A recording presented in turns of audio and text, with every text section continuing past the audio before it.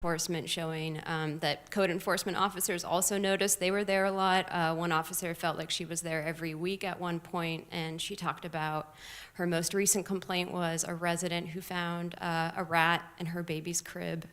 And it's just like ceilings collapsing, same stuff they're talking about, sewage, rodents. It was so bad that, the city solicitor's office actually did file an order to condemn the complex first in early 2020, and that effort actually didn't go anywhere. And so the city definitely knew. Then you have HUD, who is paying the rent, and HUD definitely knew what was going on. They had inspected the complex, and in 2018, the last inspection that they have done, they found that the complex got 32 out of 100 points. They never went back to re-inspect, from what I can tell. And so, a lot of knowledge of the issues, but not a lot of action. And what I found was that a lot of this was in the name of preserving affordable housing, because Forest Cove is a part of this program called Project-Based Section 8. It's sort of just like a leftover program from the 1970s. HUD is not adding new properties to the program. They're only renewing the contracts that they already have. And so the way they look at it now is that if they cancel a contract, they lose all of those publicly subsidized units. So from what I can tell, there was this belief that any forceful action against Forest Cove could potentially result in the contract getting canceled, and then you're losing 400 units of affordable housing, and evicting the families who are there. So it doesn't really seem like a great solution. But the result, according to housing attorneys, is that you sort of end up with a system where the private owners of these complexes end up with a lot of leverage, because no one really wants to hold them extremely accountable for what they're doing. And I think that I saw that in the records I received from, for example, the city.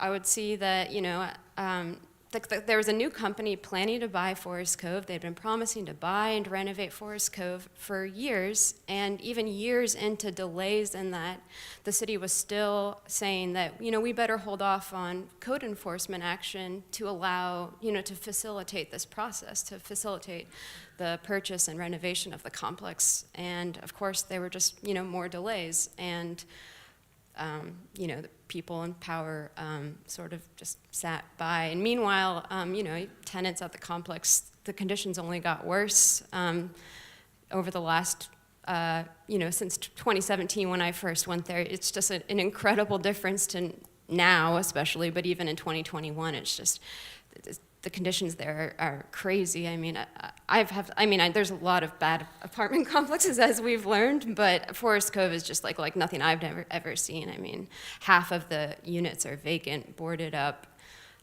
just trash covering the ground, children playing in trash covering the ground, and yeah, it's just that what tenants go through there, and that's really what my story actually ended up centering on, was the tenant experience. I focused on one really unique woman there named Miss Peaches, who never gave up her fight for better conditions. And also I tried to show the toll that took on her, but also highlight her strength in, pursuing what she thought was, trying to get dignity for her home. And of course, all of this is up until February of this year. That's when my story came out. A lot has changed since then. We have a really massive collaboration to relocate the 200 families there now, and most of the people are gone. And we're sort of looking at the next chapter now. And I would say that the reason change finally came was because you guys dug in and did the stories and told the community. I want to go back to something you said kind of in the beginning. A proposal was made, and I think you said in 2020, and your statement was, and that didn't go anywhere.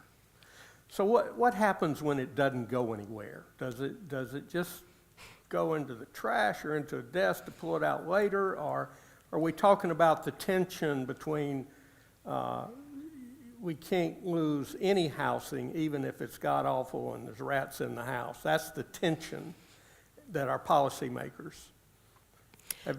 Yeah, I think it's a real, I think there are real concerns there. I do think that there was sort of some resignation, maybe. I know that the city council member there often was just like, this is a HUD problem, you know?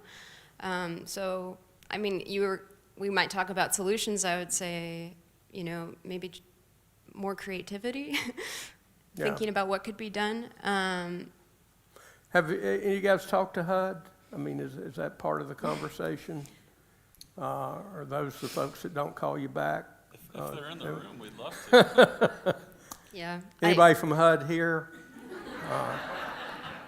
Okay. Didn't want to put you on the spot. This is tough. It's not like we're saying there's bad people. I mean, we could say there's some bad owners here. But it's the tension that policymakers have to live with. And it's something we have to help them have more courage on, right? And talk about alternatives. You got a question right now? Okay.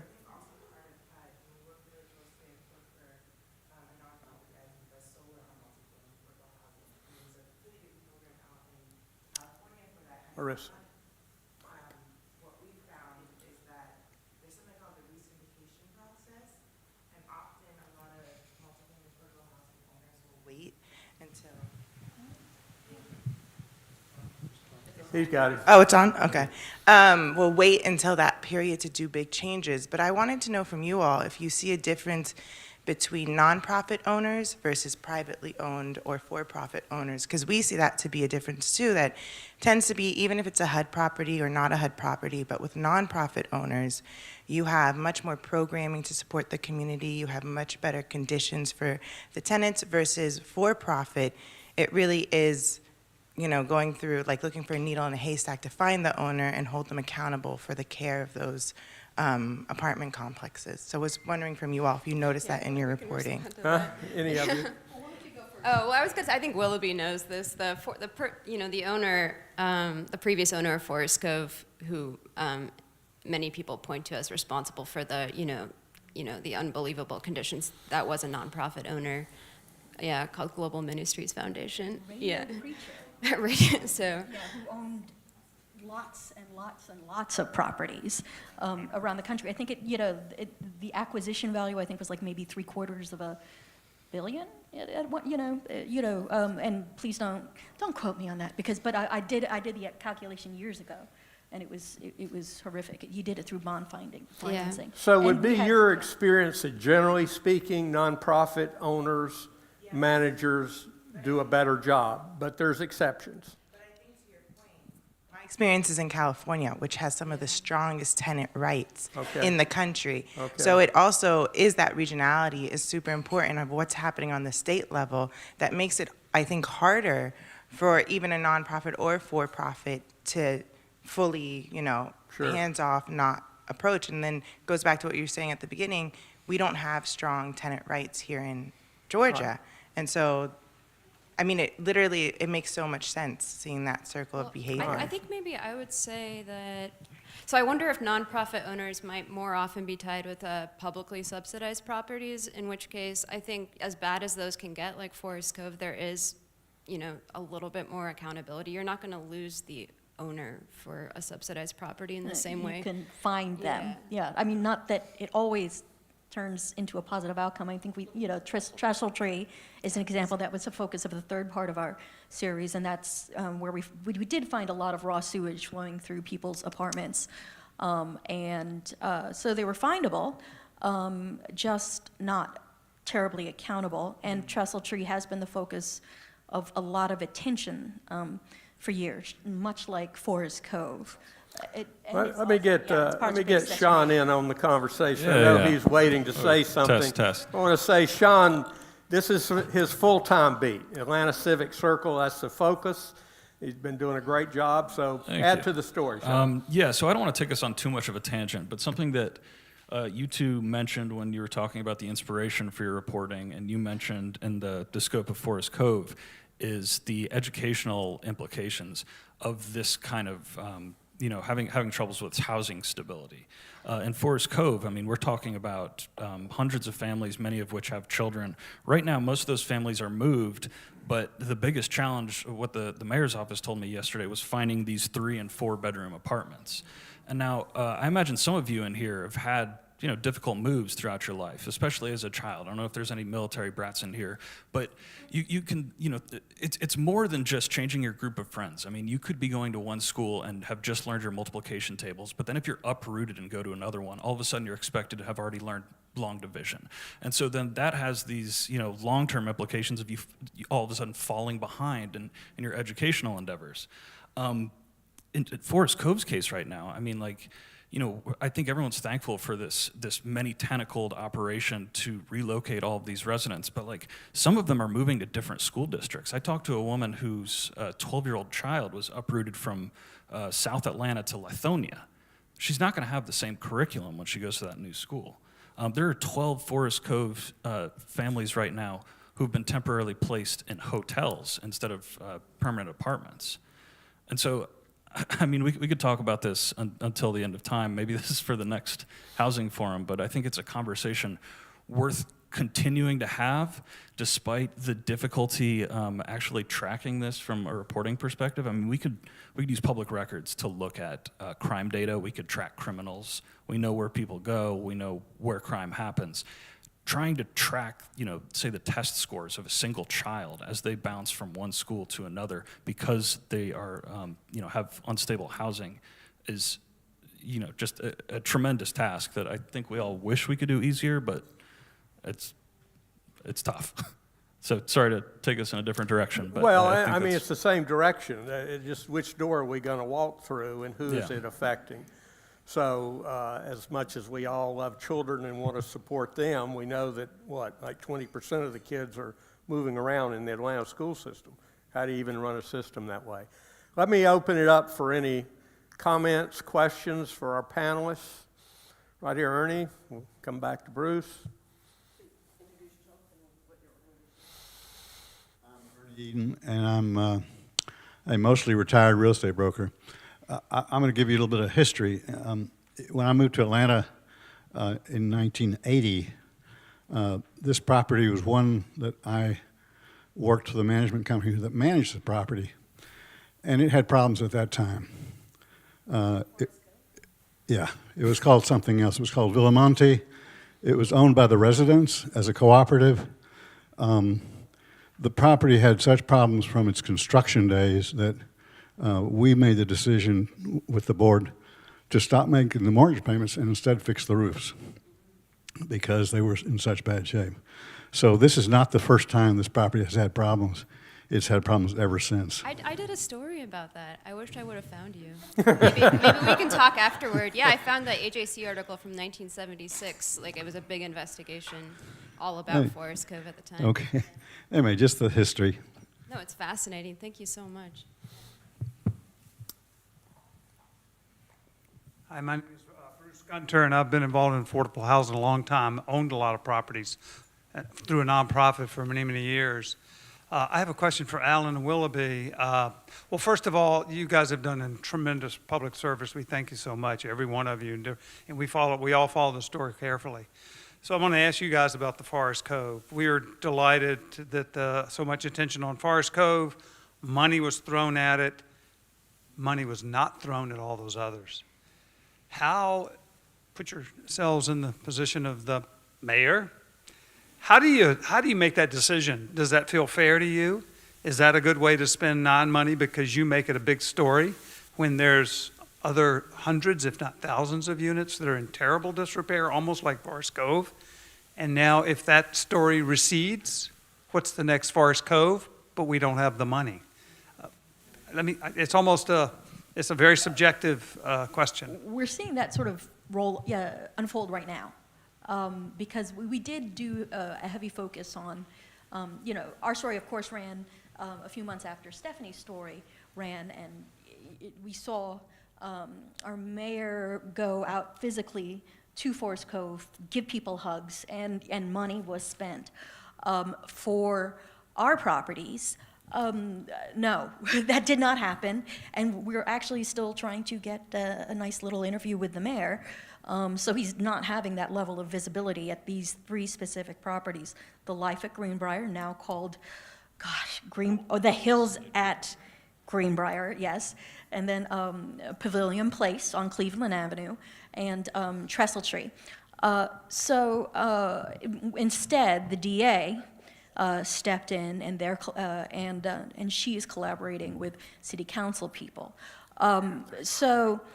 Certainly, political will seems to not be as abundant as it was just a few months ago,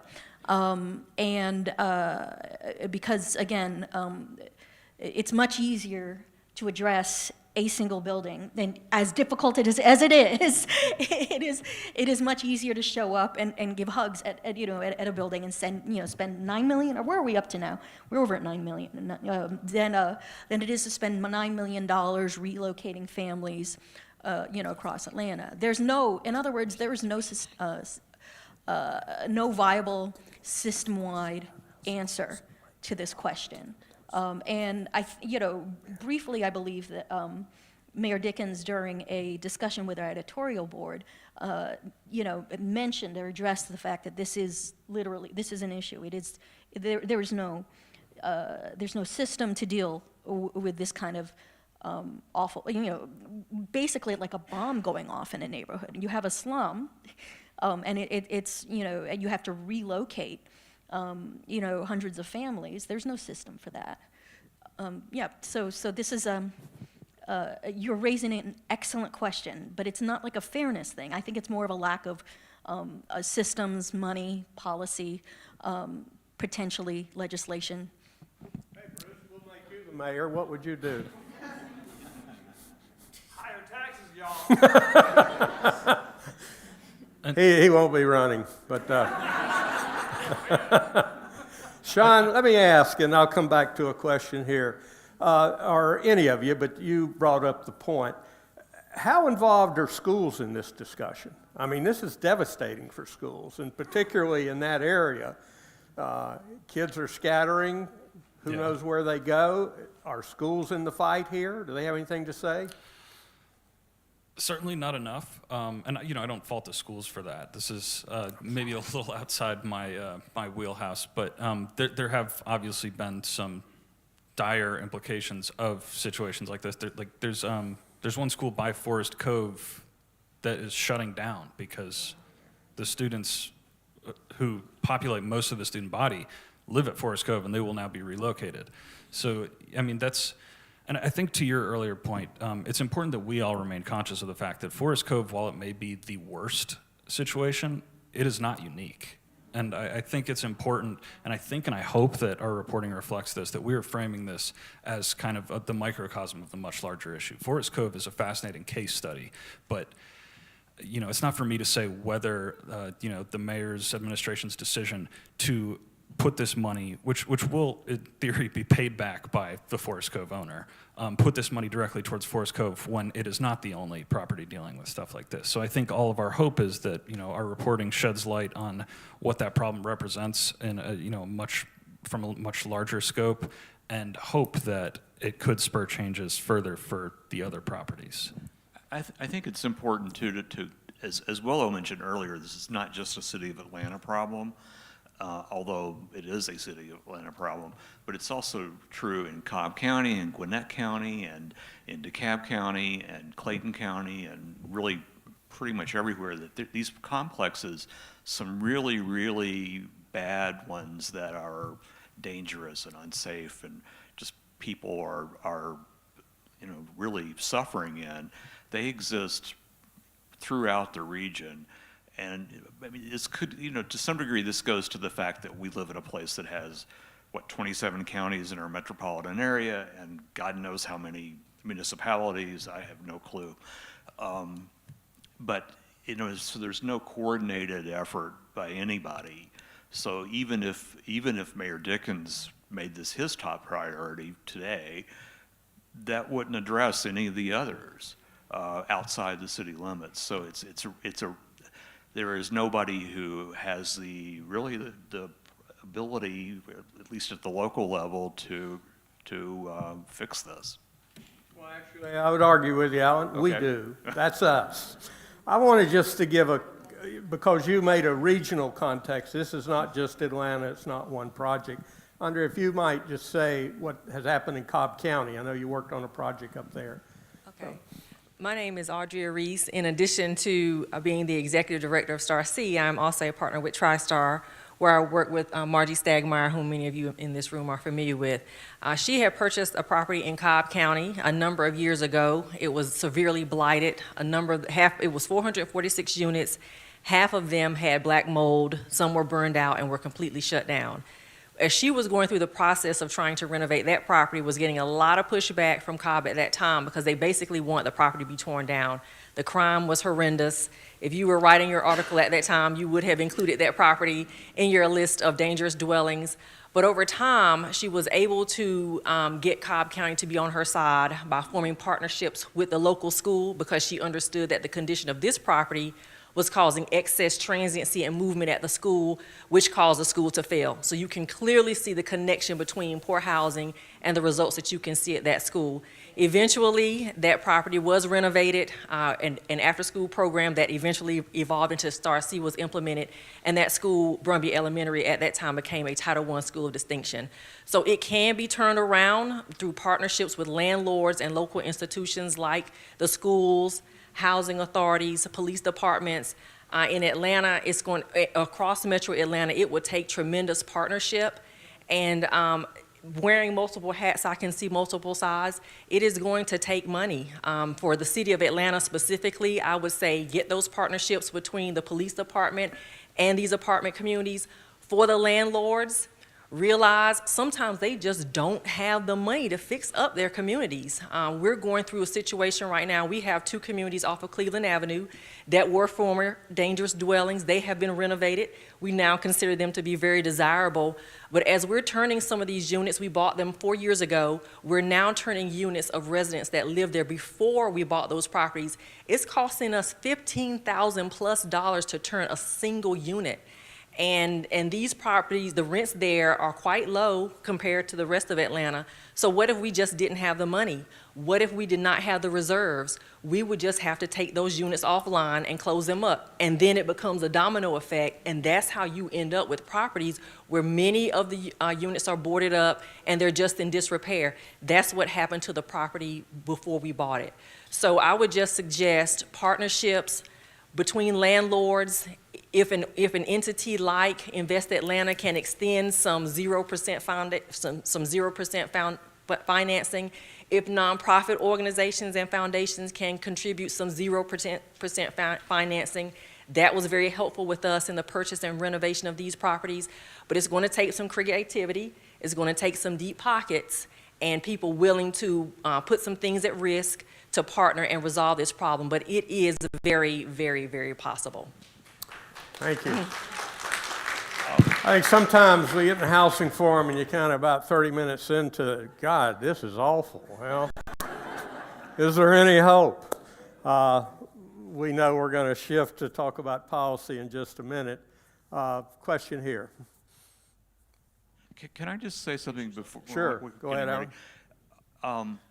So many of the owners of the places that we looked at, we examined somewhere over 1,000 properties total, and some of those had problems that didn't rise to the level that we were looking at. So we narrowed it down to a little over 250, and of those, 3/4 of those belong to private equity firms. They are traded back and forth almost. Year to year to year. A lot of them own a property for maybe a year, 15 months, maybe 2 years. They sell it for close to twice what they paid for it. And then the next people come in and do the same thing. And there's no investment in the property itself in the meantime. So they have the money to take care of these places, but that's not what they're about. I mean, they are about return on investment for their investors, and as long as this is becoming, as you mentioned at the beginning, Atlanta is a place that's very attractive to these kinds of investors. They make no, make no pretense about why they're here. It's a good place for them to make money. So, and the way they do that is by extracting all of the money they can out of these properties, and then they dump them, flip them over to somebody else. These are not, perhaps I'm being I'm overgeneralizing here, but these are not people who will make partnerships for a decade. They will take money for 2 years. So I think that's, and they explicitly will say things on their websites like, well, the regulations on housing are too tight in New York, so therefore we have to go south where we can make more money. There is no secret at all that they're here because these Georgia, other states are not terribly protective of renters. Correct. Yes. Thank you, Bill. I'm Steve Carr. I live in southeast Atlanta, 200 feet away from one of the trestle trees, of which the rumor is that they're going to be demolished and high-rise gentrification apartments can be built there on the Beltline, which I'm also on the Beltline. That's another story. Getting over to rodents and rats, that's a manageable, preventable problem. There's a wild plant called spearmint, grows wild all over the state. Plant that around the apartment complexes, the rats will migrate to some other place, maybe even to your place.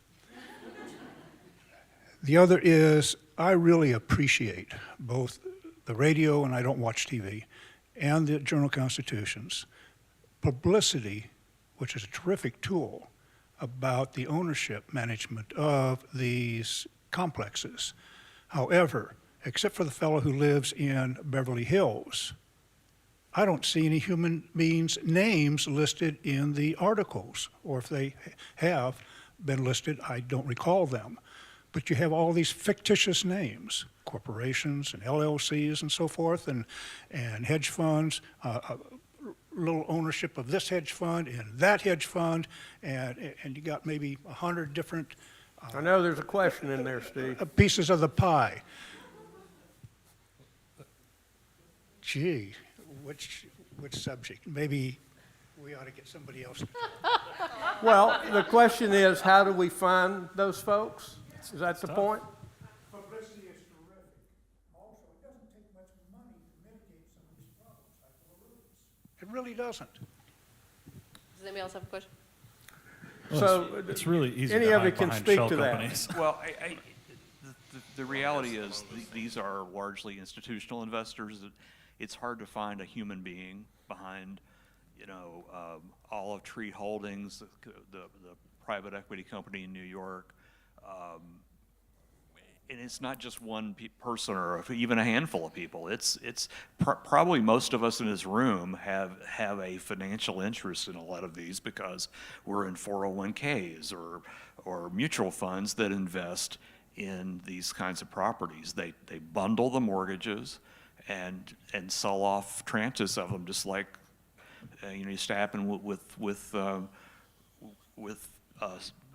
low income homeowner mortgages, subprime. I'm sorry, lost my train of thought. But no, it's the same sort of thing where it's just this massive industry that operates pretty anonymously, and it's not just this. It's housing. It's everything else in the world. Basically, is that there's a lot of cash that has to be invested by somebody, and they just look for ways to make more of it. So after the last housing forum, I had a conversation with the president of one of the investment companies out of Washington, D.C. Very, very nice gentleman, and had lots of aspirations to be a good owner. But as we talked, as we got more comfortable with each other, he made the point that, well, you don't want me to hurt the teacher's pension, they're invested in our fund. And that's no, we don't want to hurt them. And we don't want to hurt anybody's investment. On the other hand, if that's the way we're making our money, we have to call the question. And for those us investors, we can tell the folks who invest for us, if we have counselors that, you know, we don't want to do oil or weapons, or we don't want to be in those kind of properties. So, I mean, it's difficult. It's the tension that policymakers are in, right? It's taken a whole year to get the folks moved out of one complex, and we got 1,000 of them. So it's not an easy thing to do. And I would say for the gentleman that I talked to, he seemed to have good intentions, but at the same time, he has to pay attention to the investors. They're expecting a certain return. Any other? One in the back? I'll come to you. Yes. Yes, the question that you asked is, what are we about? And you are? I'm Ron Shakir, Southwest Atlanta.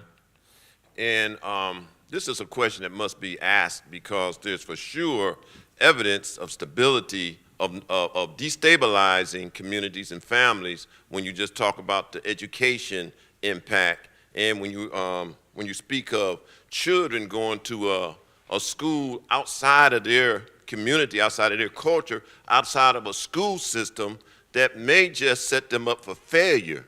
And when we know all this going in, and one other piece of how difficult it is to have a 4-bedroomer.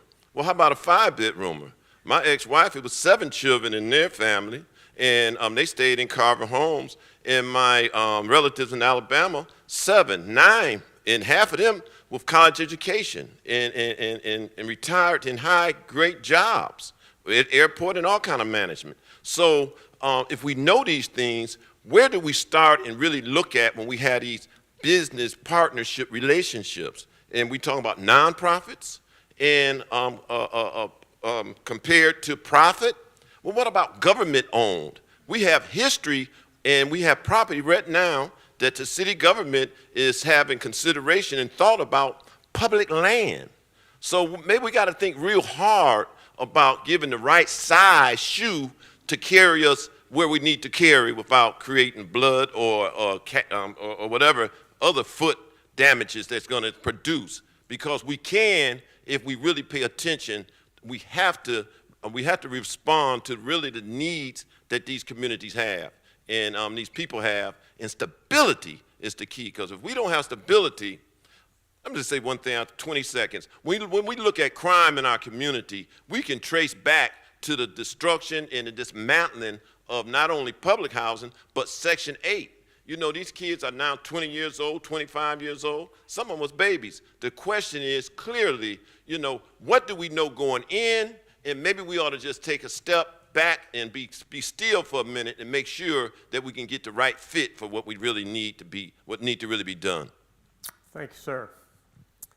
I'm going to kind of move into the next part of the program. Any other questions for our panelists? One right over here, Marissa.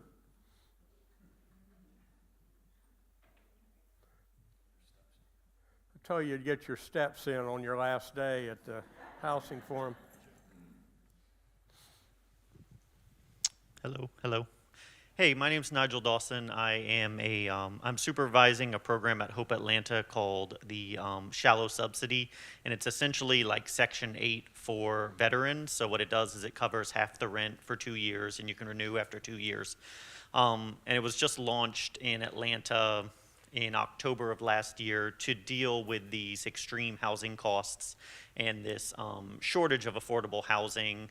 And it seems like the issue at hand is that Forest Cove is and was terrible, but it's one of hundreds of properties that are just like it, that are run down. And if you go on these websites, they look pretty good and they talk about how great the property is, but then you read the Google reviews and it's like, oh, rats everywhere, roaches, water coming out of the ceiling, blah, blah, blah. And those will tell you what the properties really are like. So what we're running into is the fact that we're getting a lot of money thrown at us to house people. It isn't a lack of money, it's a lack of safe, affordable housing that meets rent reasonability and that will rent to people with either a Section 8 voucher or a shallow subsidy voucher or something like that. So my question that I'm getting at is, Are there resources for housing that is safe, that is affordable? Is there some type of aggregate for good housing for landlords who are actually doing the right thing and taking care of their properties? Because I spend so much of my time looking for good housing, and it's like finding like a needle in a haystack among so many terrible options. Sean, I know you've done some work on this. Yeah, I want to say I wish. And you're going to get into this in the next panel, but something that I've been reporting a lot on is, the source of income discrimination, which essentially means landlords are legally allowed to just say, no, we don't want to take rent vouchers. And a lot of the experts I've talked to, including some of the folks in this room, have said that what we really need is state change. We need somebody to go from the legislature to, we need the legislature to change its laws. Its laws right now literally say that cities cannot change their own laws to force landlords to accept rent vouchers. And at the end of the day, these landlords who are willing to accept rent vouchers, they're still getting their check. It's coming from the government, but it's called discrimination because of some of the things that go unspoken about why they're refusing voucher holders. I mean, it's what a lot of the experts I've talked to are calling institutional racism. The problem is it's a massive political lift to get our GOP-controlled state house to even consider housing forward policies. I don't want to call it a pipe dream. I think some of the activists and experts that are going to talk on the next panel will hopefully be able to instill in you some sense of hope and optimism. I don't know. I wish I had a better answer for your question. Sometimes it feels like we're working the apocalypse beat covering housing. It's also an example of there can be money, right, and then not a product to invest in. So in that sense, everything's connected. There's a lack of money, but there's a lack of product to invest in. We're going to wrap this up. So where are we going from here? Stephanie, this is your beat. You're staying on it, right? We can listen to you on ABE. I know, Sean, this is what you do every day. Is AJC going to stay on the case? What kind of stories can we expect in the future? Stephanie, you're up. You got the mic. Okay, great. We'll keep following what's happening at Forest Cove, or what's happening with families now that they leave Forest Cove. Probably like a lot of other reporters in the metro area. I'm looking forward to seeing the follow-up to the coverage, these collaborations, because clearly, going back to this comment about Forest Cove being a problematic property since the 1970s, like follow-up is sorely needed. And let me just, as kind of a part of the question I have, how much do you guys talk to each other? I mean, are y'all competitors for eyes and ears, or do you get together at manuals and say, man, what a day we had, or... we do need a what's the marketplace look like? I don't go out much. No, I don't go out much, All right, somebody ask this lady out. She needs to get out.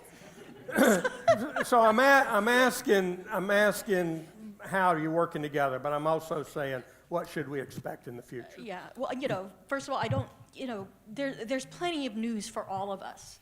So, some stories might be competitive, but boy, on the housing beat, there's just not enough coverage in general. That's a national problem. We don't have at the AJC an actual housing beat reporter. But you will see dangerous dwellings continues. I mean, we have seen some follow-ups. Various areas, for instance, obviously the Fulton DA is now involved.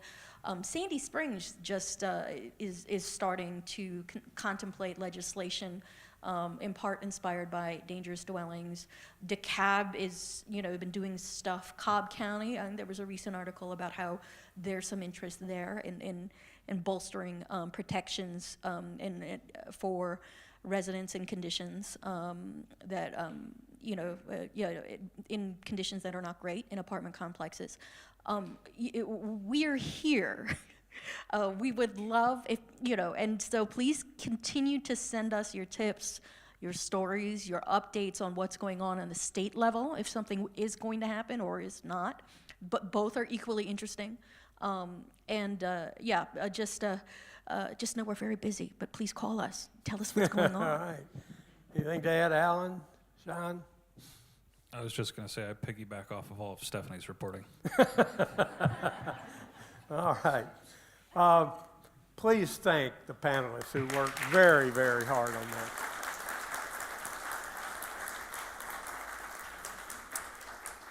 All right, if you guys can go find a seat, I'll bring the next panel up.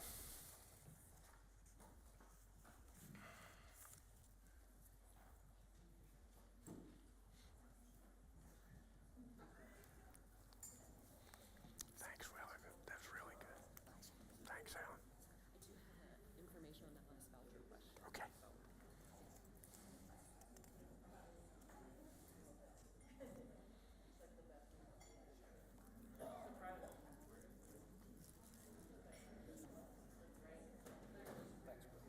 Yeah, good job. Really good job. We have a call. I got to go do some Trump stuff. Where you going? Going to Tavistown? Phil, delight seeing you. We need to talk. You know, I'm on the other side. I'm on the ownership side. Yeah. All right, we're not taking a major break here, folks. We're just changing the panel.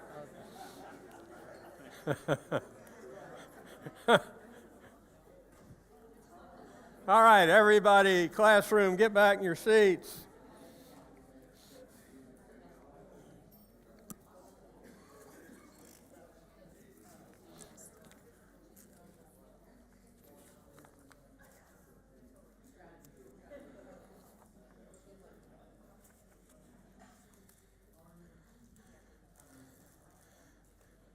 Okay, we're gonna pivot. I think in every program there's the so what question. We've defined the problem very well. Not a new problem. It is a big question about why does it continue to exist. But we've got a spotlight on it now, and I think that's good news. Part of the premise of the last forum and this forum is policy counts. Good public policy counts. And as we know, Georgia, Texas, Arizona, the three big states that investors are coming into, we know why they're here. They tell us. Simply, they tell us. We're here because it's easier. We make more money. You know, there's less regulation. So I think the question for us, and this is a big question for us in Georgia, is where do we go from here? So we've got some folks on the panel today I want to introduce who work on this all day, every day, and they tell me they stay up late at night thinking about it too. So we have Becky Huddick from the Georgia Appleseed. We have Allison Johnson from the Housing Justice League, and Crystal Reed from the Atlanta Volunteer Lawyers Foundation. And we had scheduled Bambi Hayes Brown from Georgia ACT. She had a health requirement this morning and couldn't be here, so she offers her apologies. Let's just start. Just introduce yourself. What do you do? Anybody heard of Appleseed? Who knows about Appleseed? Wonderful. Are we on? Yeah. So Georgia Appleseed is a law nonprofit, and we focus on advocating for children in the two places that children are, in school and in their homes. So in school, we focus on dismantling the school-to-prison pipeline through looking at school disciplinary policies and also advocating for expanded school-based behavioral health services. We also work with DFACS to arrange for representation for kids in foster care in school tribunal proceedings. Now, the advocating for kids for safe and stable homes actually goes sort of to what Sean called his tangent, but is my sweet spot. Because we know if kids live in unsafe, unstable homes, certainly there are physical health repercussions, and there are mental health repercussions for that. Kids are anxious, they're stressed, they're angry, and if they're those things, they can't succeed in school.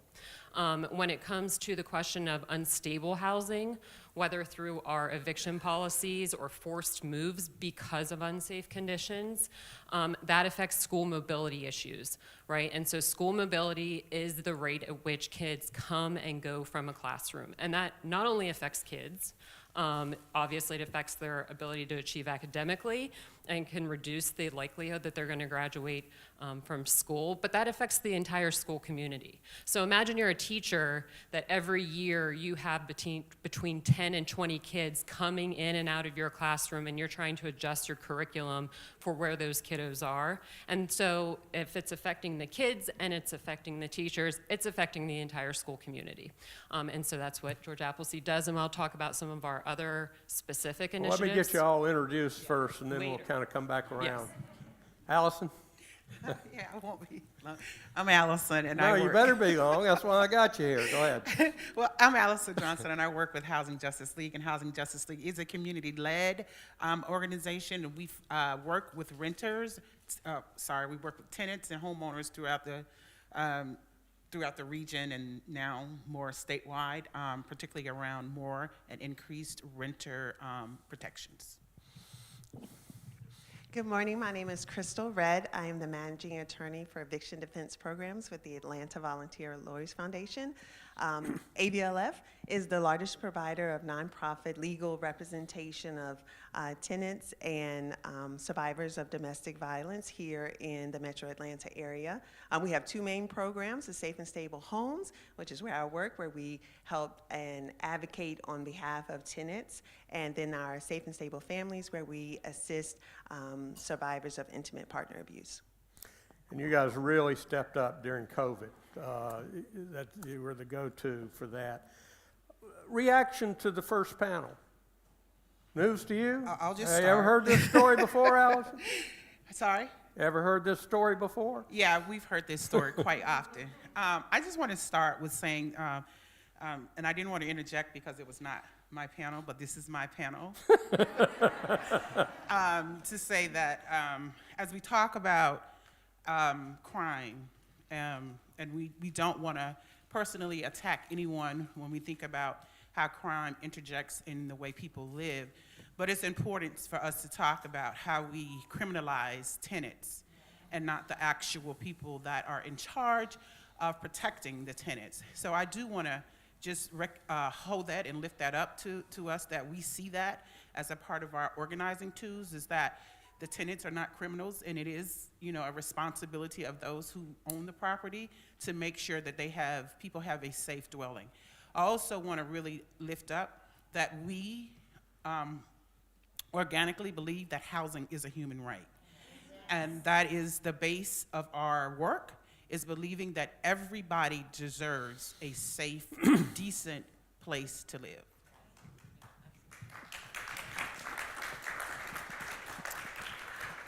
My reaction to the panel is that this is what I see and hear all day, every day, and I am happy that the press is showing that to individuals, that this is what happens when people's dignity is not honored.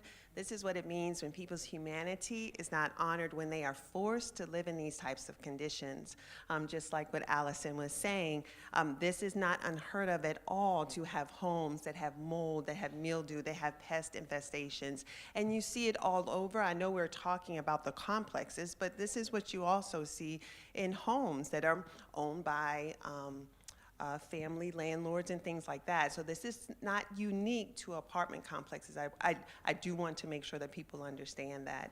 I thought it was interesting. Someone said, I think the landlord, the gentleman in Beverly Hills, who said, you have to look at the people. And just think about how degrading that is. No one wants to live in the conditions that you hear about. No one wants that.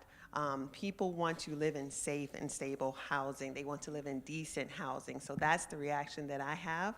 I also just want to say, as far as Forest Cove, Stephanie mentioned that she was familiar with ABLF's work there starting in 2017. Our organization has worked there for a total of 6 years, and right now, multiple units of our organization is intimately involved with helping with this relocation, helping to assist the families that we have worked with for over 6 years.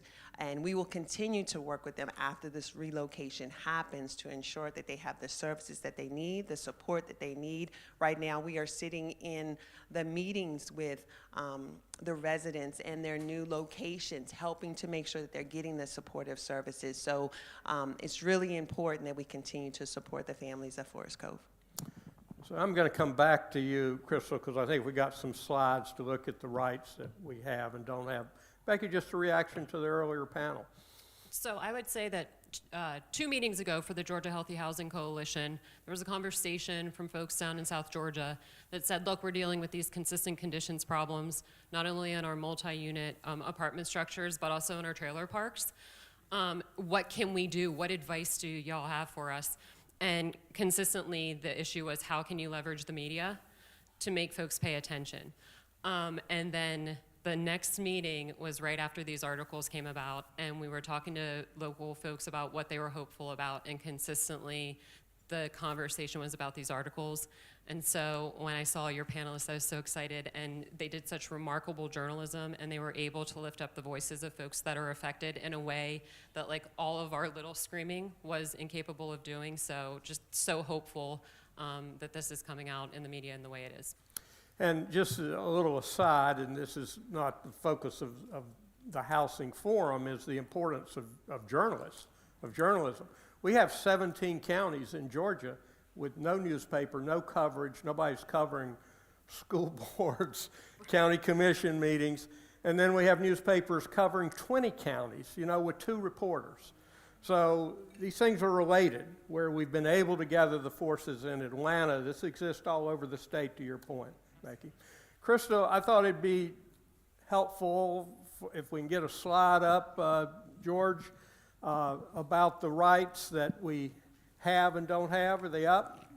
Sure. Can you see? I can. Okay, They're you right got here. it.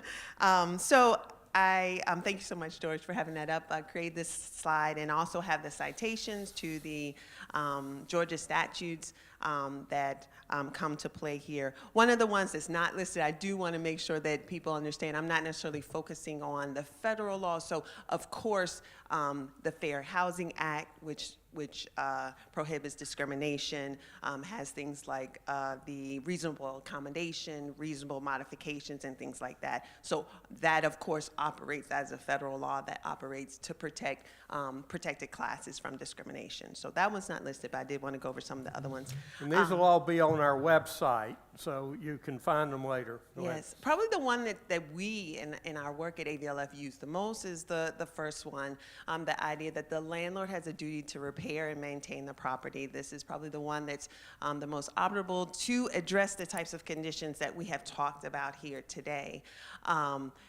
The thing is that this duty, though, is separate from a tenant's duty to repair, duty to pay. And so what oftentimes happens, particularly if we have people who have moved to Georgia from other states, where there are many, many more tenant protections. One of the biggest ones that they are misunderstand is that they cannot withhold rent due to the conditions in their home. I talk to people weekly about the fact that they have withheld their rent due to the conditions. They say, well, why should I have to pay for a home that has rats and mold and the ceiling is falling? Because unfortunately, that duty to pay is separate from the landlord's duty to repair the home. So when we talk about closing the... Wow, does that make sense, Crystal? It doesn't make sense, not at all. But when we talk about closing the information gap, this is a key piece. And I often ask people, where'd you move here from? And they moved here from the Northeast, they moved from the Midwest, they moved from the West. And I even was talking to someone just on Monday, and he's like, I should have looked up these laws before I ever moved to Georgia. And the next time I move, I'm going to look up the laws as far as the protections for tenants. I said, yes, do that, absolutely. So yes, that's one of the ones that we do use. Some of the other ones are more technical as far as the type of notice that's required when the landlord takes certain actions. So if a tenant at will, here you're talking about a person who does not have a lease for a particular term, meaning they're not in a year lease. They are, most people call it month to month, but the legal name is tenant at will.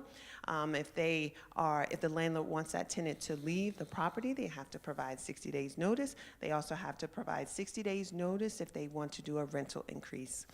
The anti-retaliation law that came about from work from a number of people here in this room So here you're talking about that a landlord cannot take retaliatory acts against a tenant if they complain about the conditions in their home, if they make repair requests, if they contact code enforcement, or even if they do tenant organizing, that you cannot take retaliatory actions like ending the lease, filing eviction, things like that. You ever seen anything like that, Becky?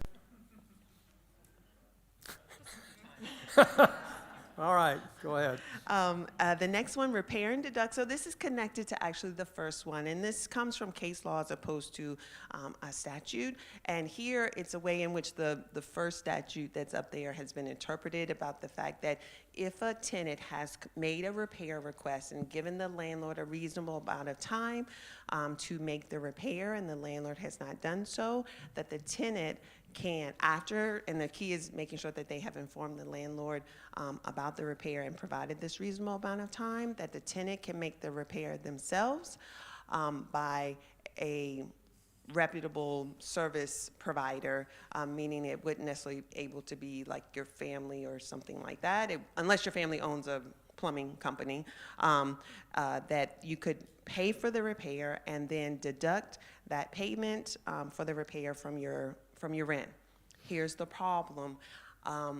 Many of the residents that we deal with and the clients that we deal with do not have the funding to be able to fix a $5,000 HVAC system because they don't have rent. I mean, that's just not possible. So this is something that's available to tenants. I do not see it used very often, again, because of the funding that's required up front. Some of the other, and these I would again call more technical, like notice requirements and things like that. 30-day deadline for returning a security deposit after a person has moved from the home. The landlord would have 30 days to return the security deposit or provide a reasoning why they are making deductions that go beyond ordinary wear and tear. Demand for possession before filing an eviction. And then the next two are codified in Georgia, but also come from federal laws as well, protecting military members who have to early terminate a lease, the same types of cost and damages that would go to a landlord because a person decides to early terminate is not going to impact a military member. And then protecting people who have a family violence or stalking order. This also kind of builds from the Violence Against Women's Act that many people are familiar with. Again, allowing a tenant who has these types of orders to early terminate their lease without negative consequences. And are most of these been on the books for a long time, or is it something that's happened in recent years? So the one that's happened most recent is the anti-retaliation for the repair request in code. That was just in 2019, and the summer, pre-pandemic. Sorry, it's like a world I don't quite remember. And then also the family violence stalking order is one of the more recent ones as well. And I think we've got a set of slides to show us the kind of rights that exist in most other places. Is that up? Yep, it Can you is. speak to that? Sure. So one I wanted to point out, I think it was Sean who said this in the previous panel, number 2, the rent control, or any kind of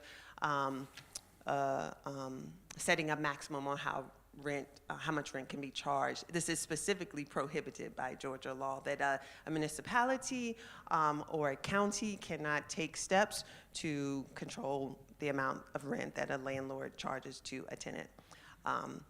Some of the other ones, number 1 was the one I already referenced, that many people misunderstand that they cannot withhold rent because of the conditions in their home.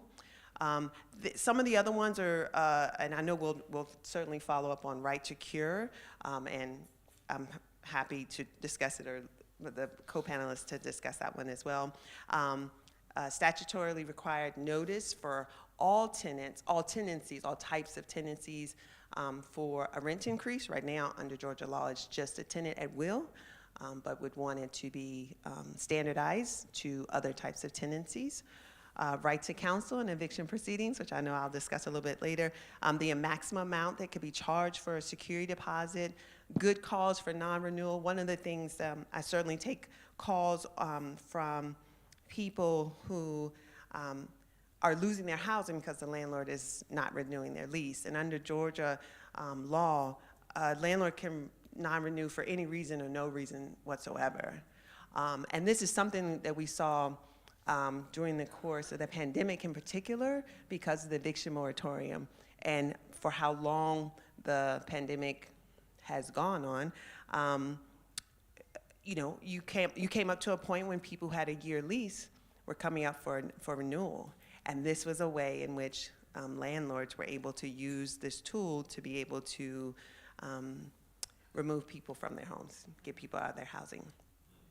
And so there are laws in other places that require good cause. It would have to be some type of specific breach of the lease would be the reason for a non-renewal. Basically, is that a non-renewal would be a renewal would be a default, and then it would have to be not extraordinary, but good cause reasons for the lease not to be renewed.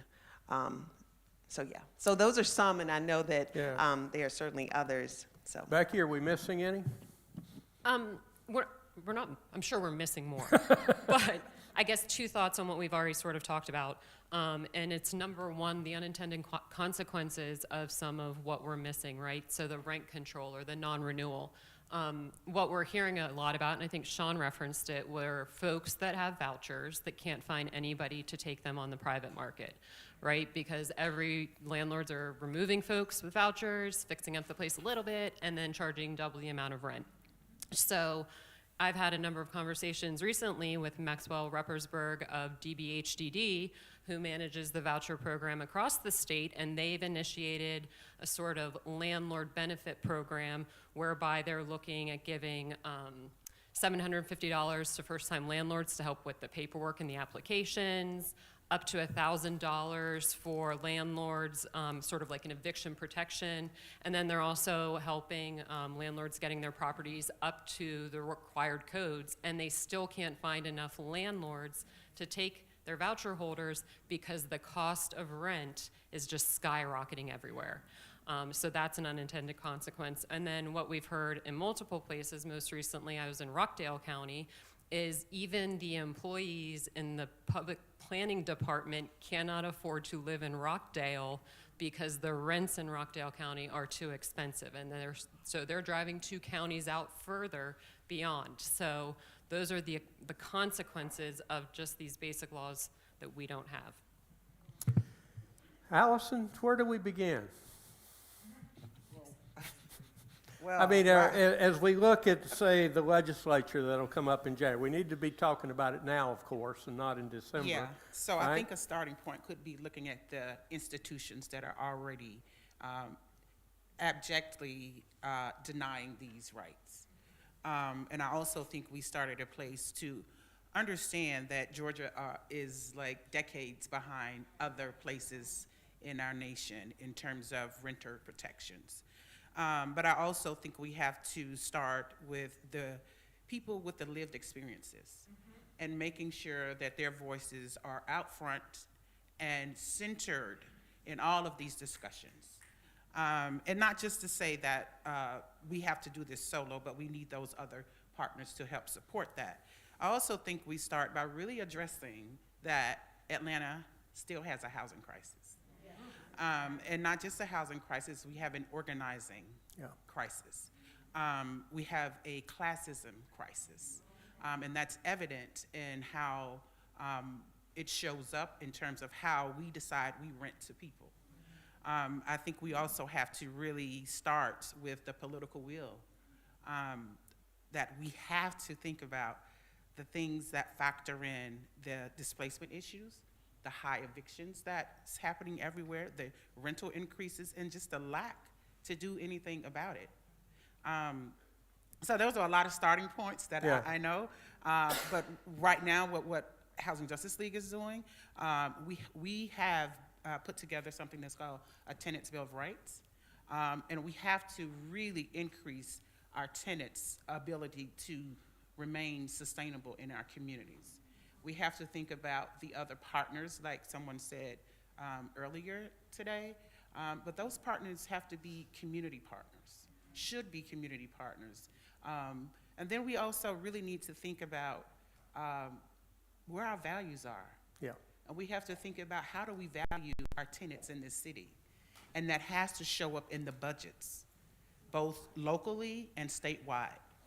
So let me ask, Bambi couldn't be here, but she's at Georgia Act. How much do you guys collaborate?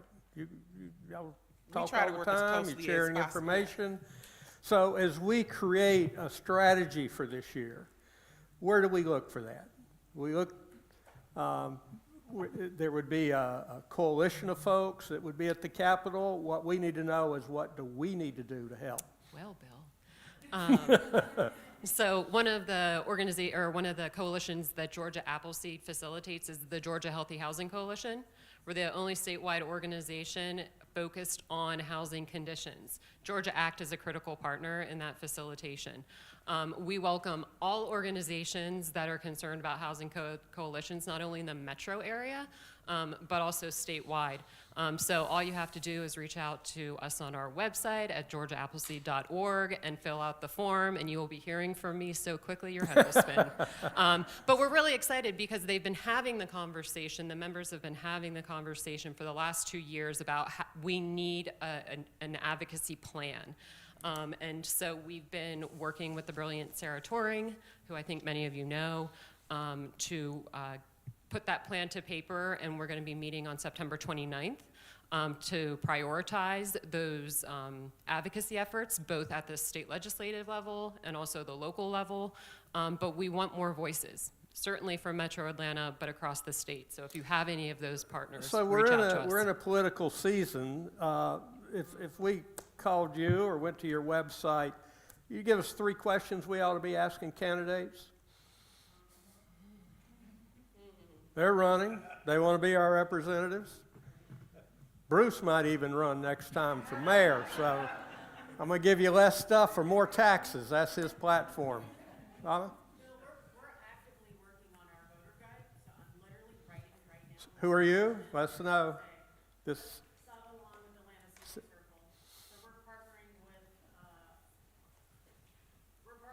AJC on a voter guide, and so we have a spreadsheet where we're developing the questions, and some questions are going to be specific to certain types of candidates, right? So Labor Commissioner might have a different question than Secretary of State.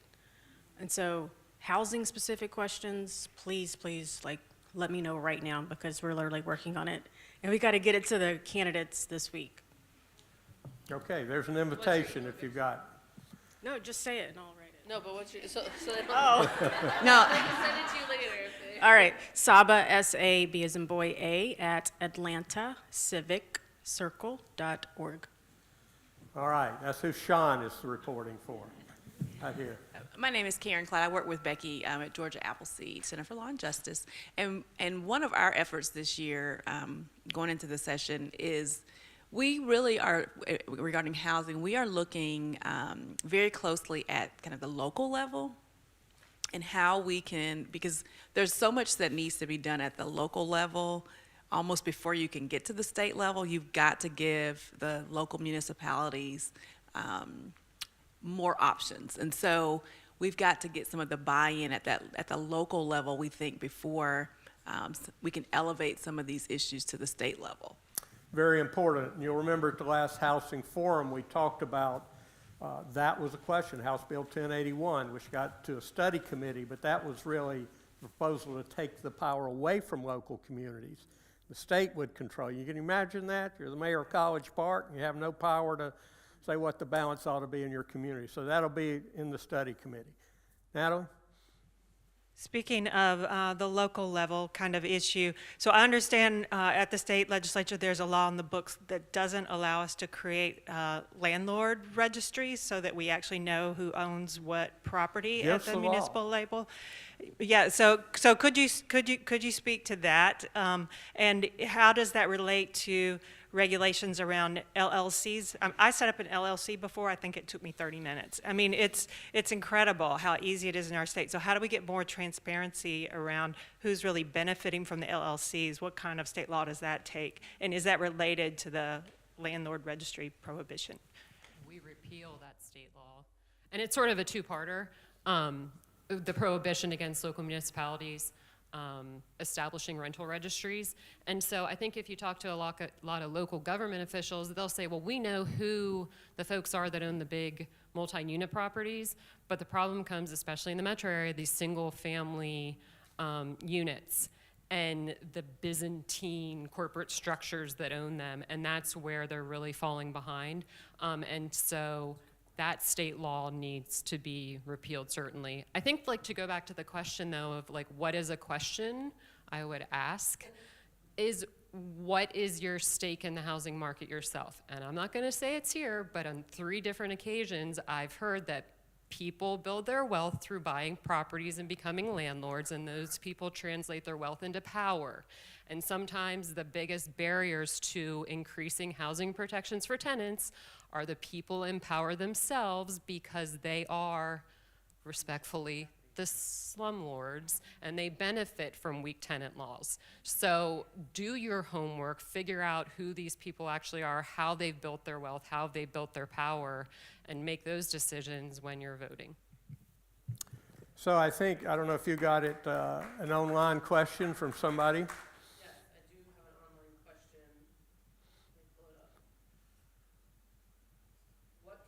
On the state or county levels to build public housing, as the market will not take care of all of the current housing needs? Well, I certainly don't have the question to that, but I do have I don't have a question to that, but I do have a comment to that, is that we have to be more transparent with the public land that we have in this state and city. And we also have to be more transparent about the model that was used to really decimate public housing.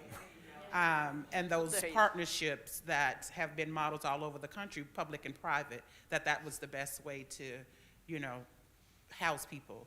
And I also think we have to really talk to our elected officials, have these real meaningful conversations about where our tax dollars are going and why do they not have the political will to create, this housing sector, which majority of the population here in Atlanta needs. We need public housing back. So one of the folks that, thank you. Yeah, One of the folks that we are in communication regularly is Courtney English, works for the mayor. He's the kind of housing guy. He had hoped to be here today but couldn't make it. There's a housing strike force, where a coordination of all the agencies, and that's where that question's going to lie. The Housing Authority, the school board, Vest Atlanta, there's a lot of land. Land's the only thing that we can do. We can't cut labor. Supplies are going to be what they are. So that it's a key answer for the future. One more question from the audience. This is from Dan Immergluck, the professor at Georgia State. Does Invest Atlanta, or DAFC, Department of Family and Children's Services, require apartment buildings receiving subsidies to accept vouchers? If not, why not? If so, is this being enforced? If you're getting money, are you required to take the vouchers? I'm not familiar with that at all. All right, we got an answer ahead, over Lindsay. here. Marissa? Right here. I hope you guys don't mind that I stepped in. Lindsay Siegel from Atlanta Legal Aid Society. So the only complexes that are required to take vouchers are those that receive federal subsidies. So that's tax credits, that's HUD funding, but this is a battle I think that the city needs to have, is that they're giving a lot of money to landlords and developers in the form of bonds and tax refunds and tax credits, and they are not requiring those landlords to accept vouchers. It's a big problem. and All one right. that the city council could address without running afoul of the exemption problems in the state law that were being discussed earlier.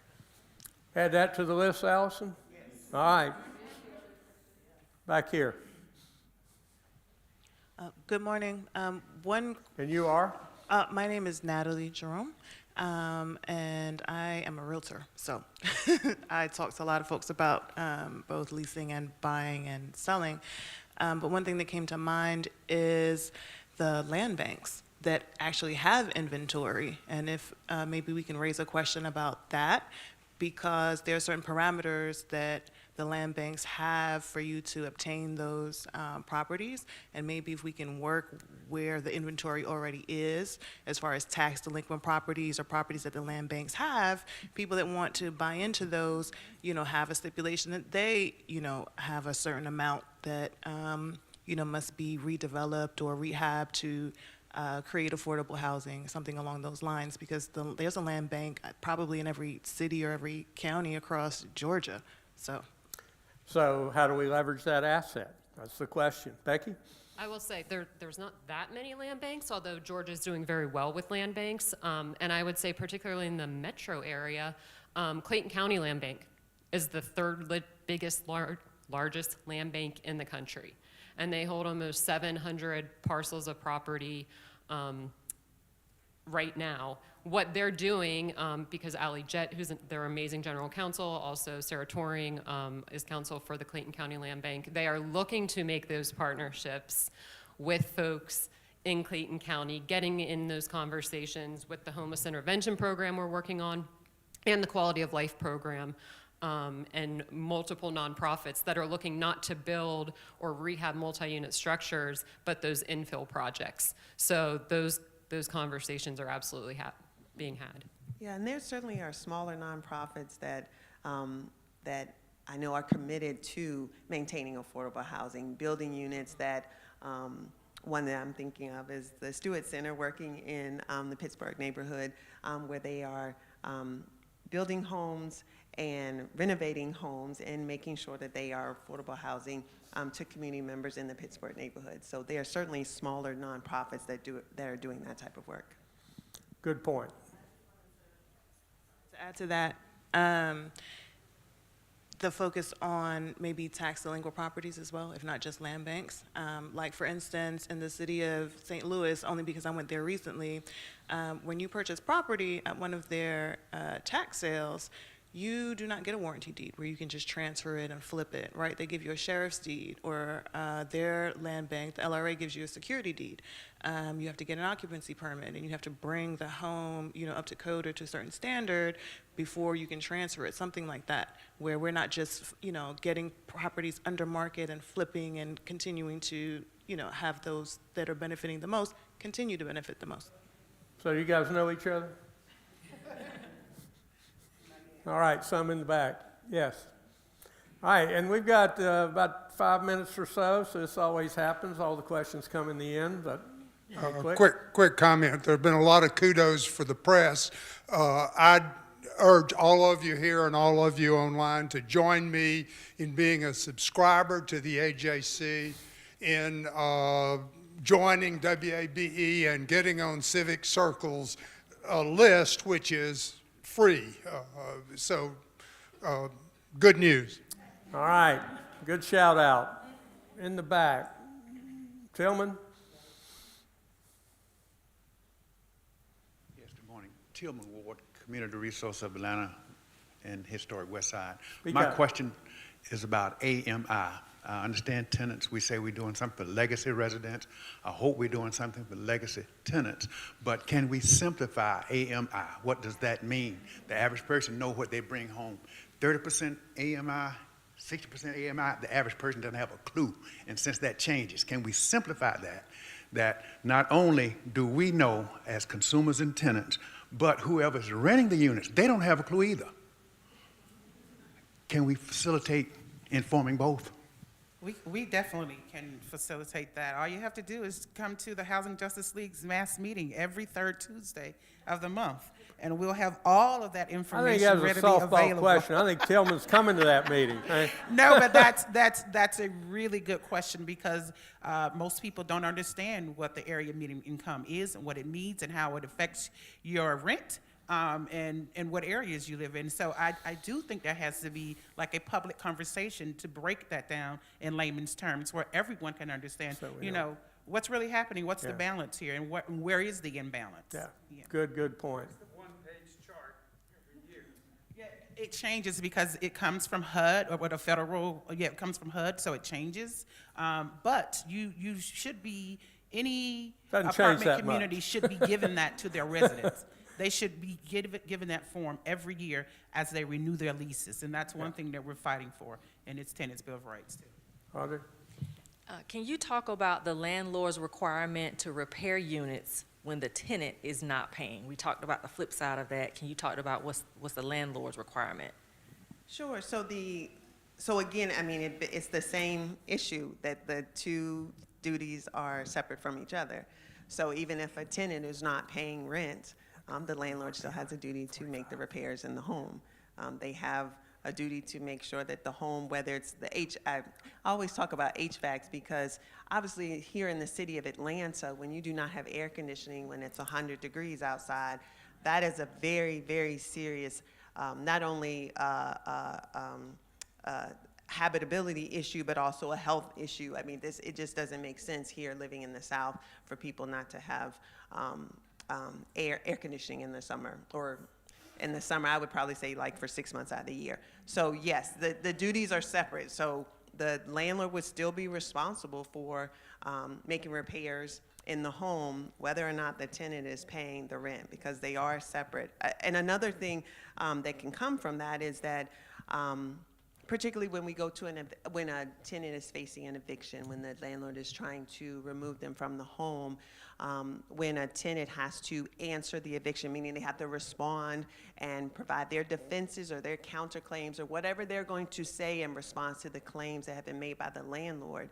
If the landlord has failed to make repairs in the home, the value of the home can be diminished, what you call diminution of value, meaning that an apartment that was worth $1,000, the court could say, well, because you did not have air conditioning in the home for 6 months, the home was not actually worth $1,000, was only worth $600, so $400 for 6 months, doing the math, $2,400, would go back to the tenant. And so then any money that's owed to the landlord on behalf of the tenant would then be decreased by the amount of money that the tenant should receive because of the damages for the conditions that they are living in. I'll add to that is that I would just say as a comment that there needs to be accountability from the landlord and the tenant, so that it's understood that the tenant cannot withhold paying rent, the landlord can't withhold repairing the unit, and that just as the landlord has the obligation to maintain the unit, the tenant does too. You speak of HVAC, wearing my landlord hat. For some of the apartments that we have, we run into issues where tenants won't run their air conditioning in the summertime because they're trying to watch those utility bills, but then that can lead to mold, which then falls back on the landlord to fix, and it just kind of becomes a cycle. So I think that in these conversations that can be really key as well.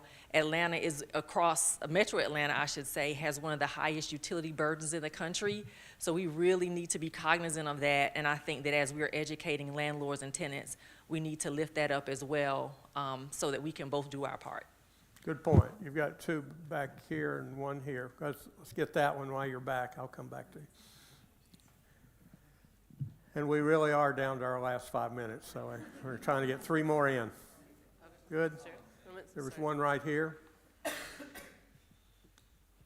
Piggybacking off what you're saying, Atlanta does have, or Georgia has one of the highest energy burdens. And it's like, when you think about where we're starting in Atlanta, or where we are in Atlanta and Georgia in general around housing justice and multiple, like affordable housing justice, it's really hard to even address those issues like energy equity and energy and environmental justice intersectionality. And so when you're trying to build up to those blocks, it's like, well, if folks are having such a high energy burden, they're gonna keep their energy usage low. But even if we were able to do multifamily solar, for example, or community solar, which is a pipe dream, we would have to do so much work even to the units to take the solar onto their rooftops, for example. And so when we're thinking about all these issues, there's intersectionalities and there's ways we need to be thinking about how they come together, because we could have the funding, say, for solar, but the rooftops couldn't take it, or the people don't understand or given the ability to understand what it means to be energy efficient and how to make sure their homes are safe. And so I think to that point, it's like as landlords and as advocates, we have to think about this not in just one space, that it's all coming together and it's like the perfect storm of inequities for folks. All right, and you just joined Allison's team on advocacy. Get her contact information right over. You could get her to do some things over here. I just wanted to go backward a couple minutes to Crystal's slide about landlord-tenant rights in Georgia, and it is a pretty short list. But I would add one more thing to that list, and it's a pretty new right, is that of residents living in extended stays.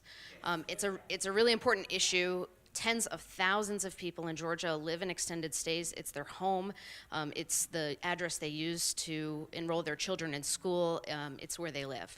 And Allison Johnson and the Housing Justice League brought attention to this issue back in, I think it was Really summer came of up during 2020. COVID, didn't it? Because Yeah. they were the first families that we saw getting evicted, were people living in extended stays, because their landlords, and I'm calling them landlords on purpose, thought that they didn't have to go through the eviction process.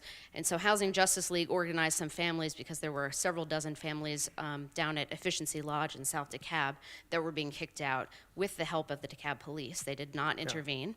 And Legal Aid brought a case on behalf of some of those tenants, and the Court of Appeals in March of this year determined that they are in fact tenants and have a right to the eviction process. So that's a fight, and I think that's something that the legislature should have done. Yeah, and just to add to that, thank you all so much for your support with that. But I just want to add to that, when you talk about the news cycle and the news stories and how the news, picks up all this, if it had not been for the tenants' advocacy, then there's no story. Yeah. So both in Trestle Tree and Forest Cove, and we've been in Forest Cove since 2015, working with the residents over there. So it was their tenacity that brought this into the limelight to say, hey, we do deserve better conditions. So I don't want people to ever forget about the tenacity and the advocacy of the tenants. Good. All right, so I just want to give you a chance. Any last words? What we need to know is, how do we engage this year on advocacy? Follow us. Go to Housing Justice League's website. We are also having our first members meetings for the Georgia for All Rent Stabilization Coalition. So if you want to join that, go to our website and you can figure out all the dates and join the different committees. And who's got the power in Georgia? Oh, the people. We do. We do, yeah. All right. Becky? Join the Georgia Healthy Housing Coalition. I look forward to getting all your submissions. But also, don't forget that all these tenant rights that we're talking about, tenants are only successful in court by and large because they have legal representation. Legal aid attorneys are critical for good outcomes for tenants. So talk to your senators, talk to your local leaders. There's a ton of attorneys here in Georgia, especially in the metro area, that are doing amazing legal aid work, but there's still not enough of them, and there's even fewer outside the metro area. So legal aid attorneys all the way, they're going to defend tenants' rights. There you go. Crystal. And just to follow up on that, I'm sure that many of you are aware of the press about the $500,000 donation to the Atlanta Volunteer Lawyers Foundation for the very thing we were talking about, the right to counsel in eviction proceedings. We are so thankful to Councilperson Bakhtiari, the entire City Council who co-sponsored this legislation, the Mayor's Office, Josh Humphreys from the Director of Community Affairs and Housing and Community Development. And we are very excited. We will be reaching out to many of you as we move this effort forward, an 18-month pilot project to provide representation in eviction matters, to address the information gap, providing outreach, partnering with sister organizations like Atlanta Legal Aid, like Housing Justice League, Georgia Appleseed, and other social service organizations to create an ecosystem that not only addresses the legal representation that's necessary, providing low barrier rental assistance, making sure that we have eviction filing diversion in the sense that we help tenants before an eviction is ever filed through low barrier rental assistance, and that we also make sure that people have robust legal representation so they can challenge the cases that are being brought against them. They can secure changes in their home, secure repairs in their home through the eviction process. So we're very excited about that, and we certainly will provide more information as that process moves forward. All right, so you're going to join 3 new groups today. Please thank our panel, the following front, Becky Hudak, Allison Johnson, and Crystal Reed. Thank you very much. We will stay in touch. And let me do some thank yous. Before you go, just give me a minute. I want to thank St. Luke's Episcopal Church, who provides our space. They've been very gracious, and through the last 45 or 50 years, they've really been on the front lines, and they continue to be. I want to thank Atlanta Regional Commission, which is the home of the Housing Forum, and all the support. We wish Marissa well. She's really not going anywhere. She's just not getting paid by ARC anymore. I want to thank the steering committee. Several of you are here. Bruce, I want to thank George is back here producing the show. George, come on. Come here. All right, here's the man. We were still talking at 9 o'clock last night how we were going to pull this off. So the folks that do our podcasts, and there were many, many people beaming in. So let me just sum it up. The importance of journalism. And there's a whole journalism collaborative that's happening, and I'm involved in that. Many people in the room are. But the importance of investigative journalism. Without it, we're not going to know what's going on in the community. So we need to support it. The gentleman who says subscribe, at least read, but support local journalism. I know the Atlanta Civic Circle, that's not for the faint of heart to start a journalism project right now, but we're called to do that. The importance of money, of making decisions about where our money goes. Now, Bruce was kidding a little bit about he would have to raise taxes if he was mayor, but we are going to have to pay for this. And we pay now or we pay later. And we particularly pay for this in our children when they don't learn and have a healthy place to live. In our families where they get separated, where they have to keep moving around and really not develop community. So we pay now or we pay later. Someone says we're decades behind. I think Becky said that. Or Allison said that. You could all agree to it. But I'm reminded, back in the 90s, I got an opportunity to work in Russia, and it was just transitioning, from communism to the new Russia. And I remember being in the Astoria Hotel in St. Petersburg where all these Western business people were there thinking they're going to do business. And one of the things I found out in Russia and Africa and Latin America is that when they're trying to build a communication system, they didn't start the way we did with telephone poles and lines going. It was all mobile. So they skipped over decades of work. Why can't we skip over decades of work and do the right thing? It's a financial question. It's a political question. But for us as citizens, it's a moral question of who are we as people? How do we treat our neighbors in need? Where do we put our best ideas and share the best ideas? Because we don't have to invent it. There's good practices all around the country, and we're learning from them. I think this is our time. This legislative session that's coming up is the one that we've got to make a difference. We know what the issue is. We know how to solve it. We know the policies that we need to advocate. So thank you all for participating. Thanks for all the folks that are working on the front lines. And we'll see you again soon. Have a good day.